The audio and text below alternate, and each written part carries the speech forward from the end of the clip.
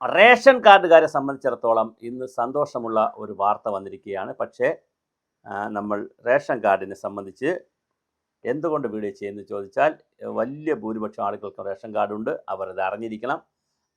കാലാകാലങ്ങളിൽ പ്രഖ്യാപിക്കുന്ന ഗുണങ്ങളും ദോഷങ്ങളും എല്ലാം അറിയണം എന്നുള്ളതുകൊണ്ടാണ് ഈ വീഡിയോ ചെയ്യുന്നത്. മറ്റൊന്നുമല്ല, 1100 ചതുരശ്ര അടി വിസ്തീർണമുള്ള വീടിനും 800 cc കാറിനും മുൻഗണനാ റേഷൻ കാർഡിൽ ഇളവിന് സാധ്യത കൊടുക്കാനാണ് പരിപാടി. അതായത് മുൻഗണനാ റേഷൻ കാർഡ് അനുവദിക്കാനുള്ള, റേഷൻ കാർഡ് പലതരത്തിലുണ്ട്. അതിൽ മുൻഗണനാ റേഷൻ കാർഡ് അനുവദിക്കാനുള്ള മാനദണ്ഡങ്ങൾ ഇളവ് വരുത്താൻ സർക്കാർ ഗൗരവമായി ആലോചിക്കുകയാണ്.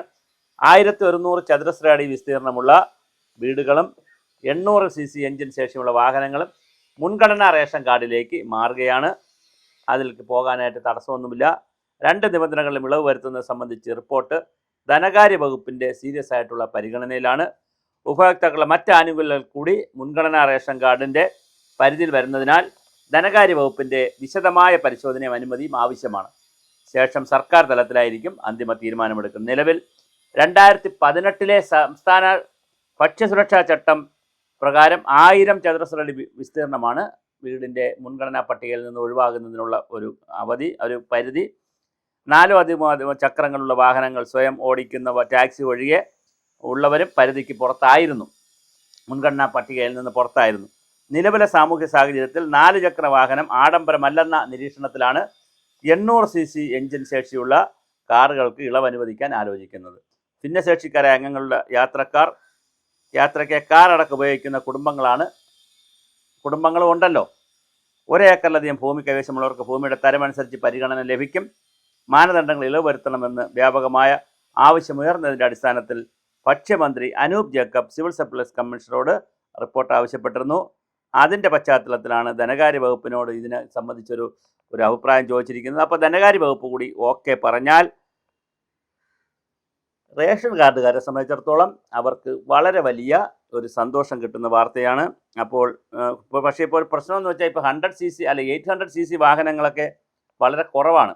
ഒരു 1000 cc വാഹനങ്ങൾ തുടങ്ങുന്നത്. അപ്പോൾ അതുകൊണ്ട് 1000 ആക്കിയാലാണ് ഇത് കൂടുതൽ ആളുകൾക്ക് ഗുണം വരിക. അല്ലെങ്കിൽ കാർ ഉള്ളവർക്ക് തന്നെ 1000 cc ആക്കിയാൽ മാത്രമേ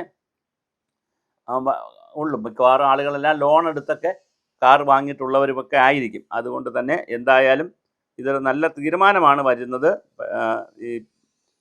ഈ പറഞ്ഞതുപോലെ റേഷൻ കാർഡുകാർക്ക് മുൻഗണനാക്രമത്തിൽ ഇത് കൊടുക്കുന്നു, പക്ഷേ ഇളവ് കൊടുക്കുന്നു. പക്ഷേ ഇപ്പോൾ ഈ കാലഘട്ടത്തിൽ, ഈ ചൂടിൻ്റെ കാലഘട്ടത്തിൽ AC-യും കാറും ഒന്നൊരു ആഡംബര വസ്തുവല്ല, അത്യാവശ്യ കാര്യങ്ങളിൽ പെട്ടതുപോലെയാണ്. കാരണം ഇത്രയും ചൂടുള്ള സമയത്ത് ആളുകൾക്ക് കിടന്നുറങ്ങാനും ഒക്കെ വളരെ പ്രയാസമാണ്. ലക്ഷങ്ങൾ പെൻഷൻ വാങ്ങുന്ന സർക്കാർ നിന്ന് നോക്കിയില്ലല്ലോ പെൻഷൻ കൊടുക്കുന്നത്. മാറ്റങ്ങൾ ഇനിയും വരട്ടെ എന്നതാണ് പറയുന്നത്. സ്ത്രീകൾക്ക് സൗജന്യ യാത്ര കൊടുത്താൽ പ്രശ്നം, റേഷൻ കാർഡിൽ മുൻഗണന വിഭാഗത്തിൽ ഇളവ് കൊടുത്താൽ പ്രശ്നം.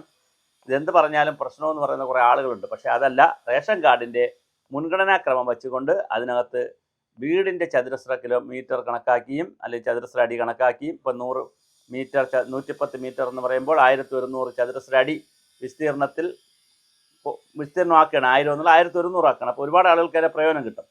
കാറുണ്ടെങ്കിലും കിട്ടുകയാണ്. അപ്പോൾ ചില മാറ്റങ്ങളൊക്കെ വരികയാണ്. അപ്പോൾ യഥാർത്ഥത്തിൽ വളരെ വലിയ ഒരു പരിഷ്കാരങ്ങളാണ് ഭക്ഷ്യവകുപ്പിലും വരുന്നത്. എല്ലാ വകുപ്പിലും കുറേശ്ശെ പരിഷ്കാരം വരുന്ന കൂട്ടത്തിൽ ഭക്ഷ്യവകുപ്പിലും ഇത്തരത്തിലുള്ളൊരു പരിഷ്കാരം വരുന്നു.